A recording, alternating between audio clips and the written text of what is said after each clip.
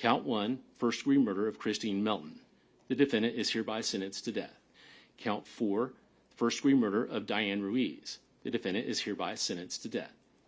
Count 5, the burglary of a dwelling.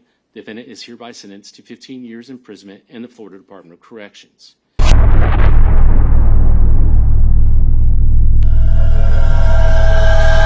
In the world of real-life crime stories, few cases are as gripping and frightening as that of Wade Stephen Wilson. His actions have deeply affected Florida, leaving a lasting impact. Wilson's story is one of extreme violence, lies, and finally, justice. Let's find out the disturbing details of Wilson's crimes, the dramatic trial that shocked the nation, and the people who suffered because of him. From his tattoos to his admissions of guilt, every part of Wilson's case paints a troubling picture of a killer. Wade Wilson, not to be confused with the comic book character Deadpool, is a name known for fear in Florida. He was born and raised in the Sunshine State, leading a typical life. Growing up in a middle-class area, he went to local schools and didn't stand out much. But hidden beneath this ordinary life was a darkness that later led to a series of violent acts. One of the most distinctive features of Wade Wilson is his extensive collection of tattoos. Covering much of his body, these tattoos are more than just skin deep. They tell the story of a man obsessed with death and violence. The true horror of Wade Wilson's story lies in his crimes. Between September and October of 2019, Wilson embarked on a killing spree that left 2 women dead and a community in fear. In a small Florida town, the community was shaken by the chilling actions of Wade Wilson. Wade, known for his troubled past and criminal record, became the center of a terrifying series of events that unfolded in October 2019. Christine Melton was a 35-year-old woman living in Cape Coral, Florida. Known for her kindness and generosity, Melton's life was tragically cut short on September 30th, 2019. Her body was discovered in her apartment, showing signs of a brutal struggle. She had been strangled, a method of murder that would become Wilson's gruesome signature. Diane Ruiz was another victim, a 43-year-old mother who went missing on October 7, 2019. Her body was found a day later in a wooded area, similarly strangled. The similarities between the 2 cases quickly led investigators to suspect a single perpetrator. It all began with a distressing call to 911. Multiple reports came in of a man assaulting a woman. Officer Tim McCormick swiftly responded, meeting Melissa at a local spa in downtown Fort Myers. Melissa, visibly shaken, identified Wade Wilson as her assailant. She recounted a harrowing tale of abuse, detailing how Wade, her former partner, had turned violent. Melissa provided detailed information during an interview with a detective. She explained that she and Wade had been together for 6 months after meeting through a mutual friend. They lived together for the first 2 months until Wade was incarcerated for about 3.5 months. Despite his imprisonment, Melissa maintained contact with him and decided to give him a second chance upon his release. While she had heard from others about Wade's abusive behavior, her primary concern was based on her own experiences with him. Wade's criminal records revealed him as a habitual offender with over 20 arrests since 2010 for charges including fraud, trespassing, and physical abuse. Melissa's interview revealed critical information. She expressed her terror, believing that if Wade had succeeded in forcing her into the vehicle, she would not be alive to tell her story. Melissa mentioned that Wade had been calling her in the morning hours from numbers she did not recognize, including one with a 603 area code. Police ran the number against a database and learned it belonged to Christine Melton of Cape Coral, whom Melissa had never heard of.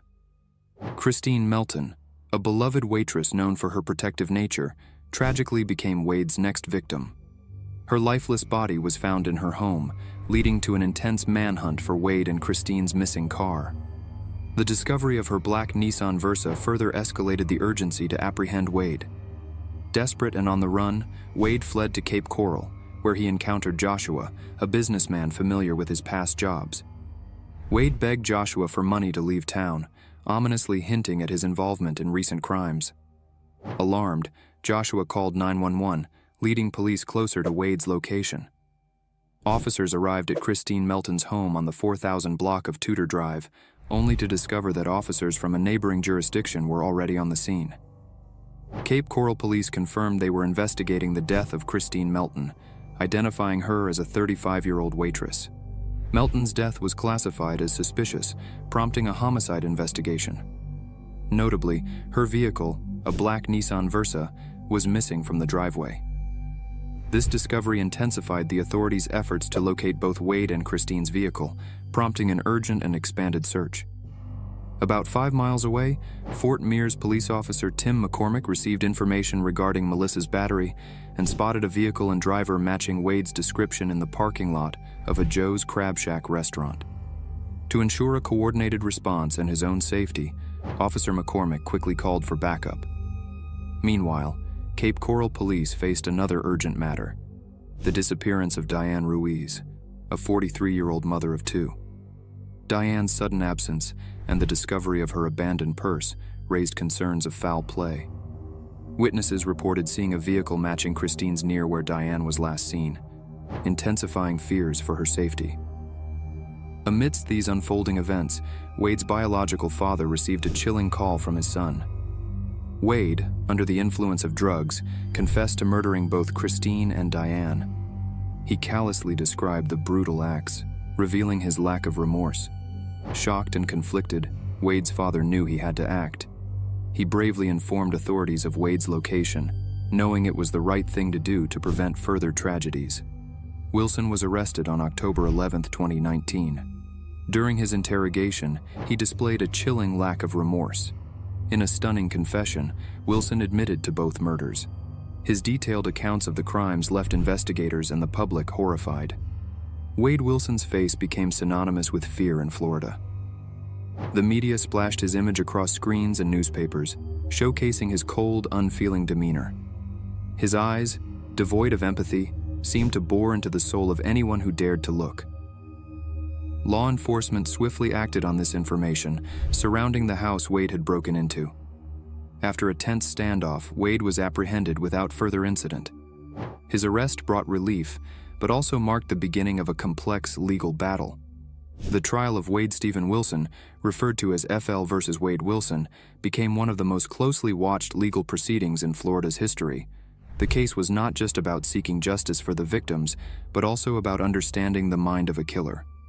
Wade Wilson faced trial for his crimes, including first-degree murder, battery, and theft. Throughout the proceedings, witnesses, including Melissa, bravely testified against him, detailing his chilling confessions and violent acts. Despite the defense's attempts to argue diminished responsibility, the jury found Wade guilty on all counts. The prosecution, led by a team of seasoned attorneys, presented a compelling case against Wilson.